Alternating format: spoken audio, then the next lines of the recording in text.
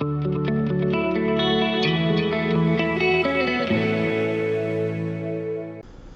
so I figured I'd put a little video together on the Xbox Accessories app. If you happen to be kind of going into the PC realm, you might run into issues if you're trying to do a controller-based UI.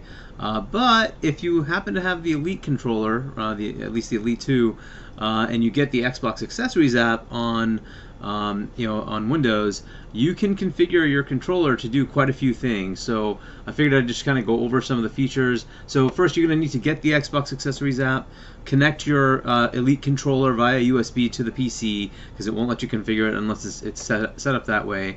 And then it should show up. You should see your controller there. You can click on Configure, and then you have your 3 different setup modes here, right? So, and then up top here on the bar, you have a which one is set to whichever, right? So which configuration is in each one, right? So if you wanted to use one of the other profiles you've created, you can click on it and set it to whatever 1, 2, or 3 for the different options you have. But for mine, I have a thing called PC. I created a new profile and called it PC. And what I did is some of the things that you might end up needing if you're on a PC. One of the first things is you need a mouse. So what I did is, so there's this concept called Shift. And basically, you can set one of your paddles to be the Shift button. So if you click on that, you just check this box here. And that way, when you click on that paddle, hold it down, it'll do the alternate thing for any one of these buttons. So let's say on Y, for instance, you click the Y button, you have a primary function, which is without the Shift button. But if you have the Shift button, you can set this to whatever you want. So it could be whatever other controller button. But also, if you want, it can be any key on your keyboard.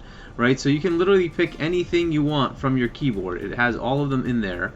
And then if you notice, I'll go back to this, you can assign a key, and then also if you need to have it like do like a Shift and then that key, you can do that, or a Control and then that key, or an Alt and then that key, right, or a Windows key and that key, right? So let's say you want to do like Alt Tab to switch between different applications. You could have this checked and then go find the Tab key. Right, so and then you'd have both of those as an option. So let's say I did that. I go down here and I pick where's my tab? Let's say I do tab, and then well, unfortunately it doesn't do both. So you have the key assigned to tab, and I check this box here, and now it'll do both. So whenever I click that, it'll do both of them, right? So I'm going to cancel out of this. I actually don't want to do that. So let's cancel that. So that's what you can do to any one of these buttons, right? So what I did is I said, okay, for A, I'm going to make that, with Shift, I'm going to make that my left mouse click. So how do you do that? You go here, you go to mouse, you can make it the left mouse click. So that's a nice little cool option.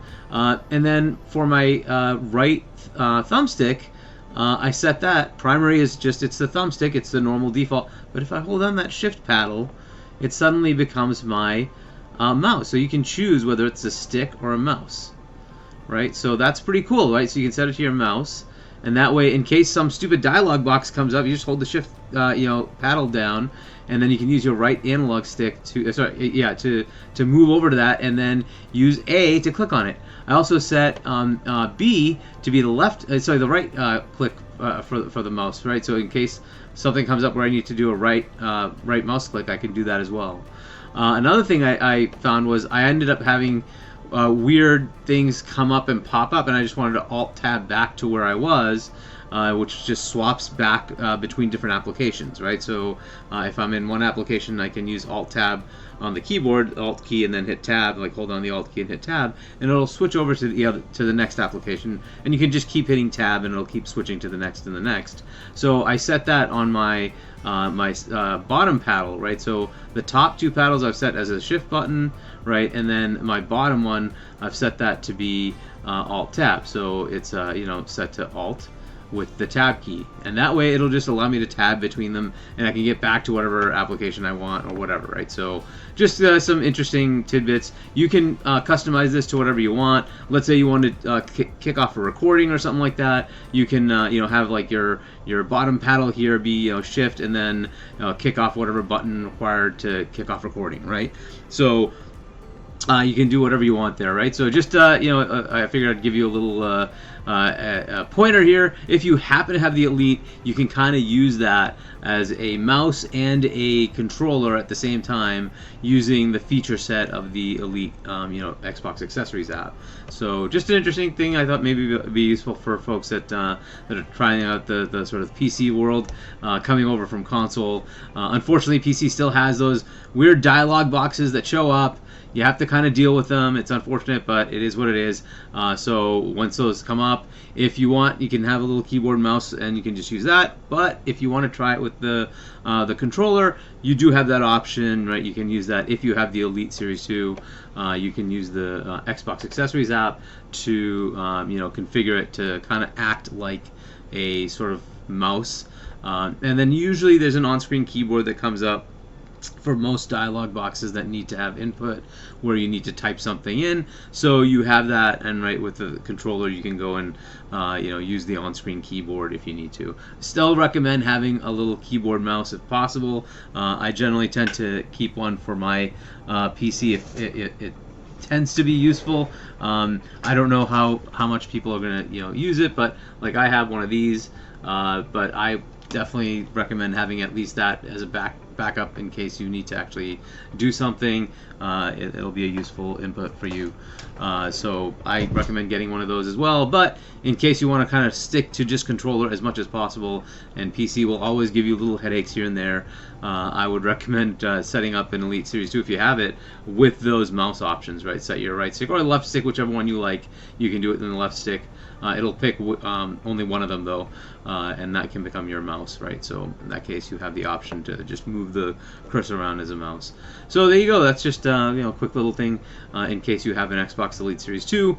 You can do some quick customizations to make it so that you can do some of the functions you need to do without having to have a keyboard, right? And if you need to click on some dialog box that comes up, because it is Windows, right?